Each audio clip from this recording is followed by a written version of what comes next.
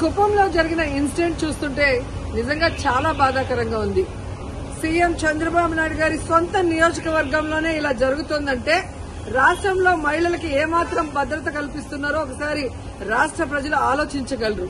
ఎందుకంటే చంద్రబాబు నాయుడు గారు అధికారంలోకి వచ్చిన తర్వాత ఇది ప్రజాస్వామ్యమా, రెడ్ బుక్ రాజ్యాంగమా అనే అనుమానం కలిగే విధంగా ఈరోజు రాష్ట్రంలో ప్రతిరోజు కూడా మహిళల మీద, బాలికల మీద దాడులు చేయటం, అత్యాచారాలు చేయటం, హత్యలు చేయటం, చెట్టుకు కట్టేసి కొట్టడం, ఇవి ఏ రాష్ట్రంలో అయినా జరుగుతున్నాయా?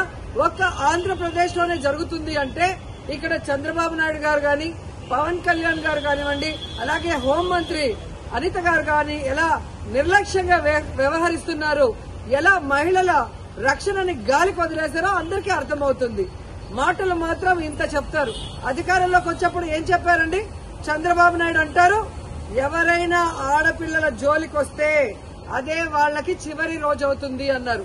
మరి మీ సొంత నియోజకవర్గంలో భర్త అప్పు చేశాడని భార్యని చెట్టు కట్టేసి కొడుతుంటే మరి మీరు ఏం చర్యలు చేపట్టారు? ఎక్కడి నుంచి వీళ్ళకి ధైర్యం వచ్చిందని నేను అడుగుతున్నాను. మీ పార్టీకి సంబంధించిన తెలుగుదేశం పార్టీ నాయకుడు ఒకడు ఈ అమ్మాయిని కట్టేసి కొట్టడం నిజం కాదా? మరి అతనికి ఎక్కడి నుంచి ధైర్యం వచ్చింది? కొడుకు ముందర, చిన్న బిడ్డ ముందర అమ్మని కట్టేసి కొట్టారు అంటే ఈరోజు పోలీసులు చూసినా భయం లేదు. అలాగే చంద్రబాబు నాయుడిని, హోంమంత్రిని చూసినా మీ పార్టీ వాళ్ళకి భయం లేకుండా పోయింది. ఎందుకంటే లోకేష్ గారు చెప్పినట్టు ఎవరు ఎంత హింస చేస్తే, ఎవరు ఎంత దాడులు చేస్తే మీ గుడ్ లుక్స్ లో ఉండొచ్చు అన్న ఆలోచనతో రాష్ట్ర వ్యాప్తంగా అరాచక పాలన, అరాచకం సృష్టిస్తూ ముందుకు వెళ్తున్నారు.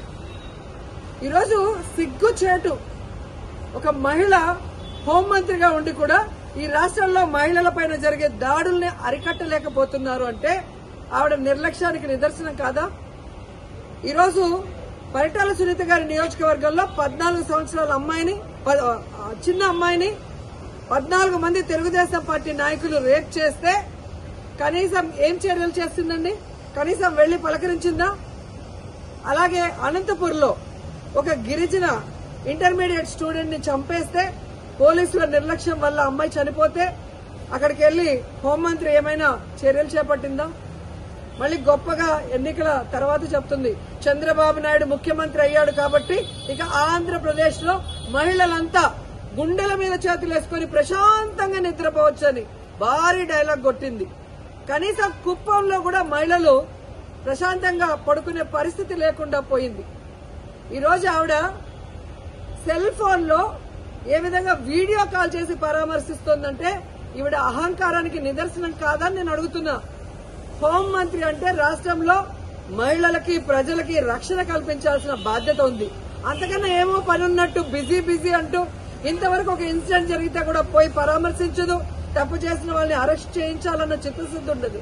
సాక్షి ఈ విషయాన్ని వెలుగులో తెచ్చేంత వరకు ఇటు చంద్రబాబు నాయుడు గారికి గాని, అటు హోంమంత్రికి గాని విషయం తెలియలేదు, చర్యలు చేపట్టలేదంటే అంతకన్నా సిగ్గుచేటు ఏదైనా ఉందా? సీఎం గాని, డిప్యూటీ సీఎం, హోంమంత్రి టోటల్ ఫెయిల్యూర్ కాదా నేను అడుగుతున్నా. ఇంతవరకు సంవత్సరం అవుతుంది. మహిళల భద్రత గురించి ఏ రోజైనా మీరు ఒక కమిటీని వేసి ముఖ్యమైన నాయకులు దాని మీద డిస్కషన్ చేశారా? మహిళలంటే అంత చిన్న చూపు. ఓట్లు వేసుకోవడానికి మహిళలు కావాలి, కానీ వాళ్ళకి రక్షణ ఇవ్వడానికి, వాళ్ళకి వెల్ఫేర్ చేయడానికి, వాళ్ళని అభివృద్ధిలో తీసుకురావడానికి మాత్రం వాళ్ళు మనుషులుగా మీకు పరిగణలో తీసుకోరు. ఇప్పటికైనా చంద్రబాబు నాయుడు గారు, పవన్ కళ్యాణ్ గారు, లోకేష్ గారు, అనిత గారు రెడ్ బుక్ రాజ్యాంగాన్ని పక్కన పెట్టి ముందు ఆడపిల్లకి రక్షణ కల్పించాల్సిన బాధ్యత తీసుకోండి. తప్పు చేసిన వాడు తెలుగుదేశం వాడైనా శిక్షించడానికి ప్రయత్నించండి.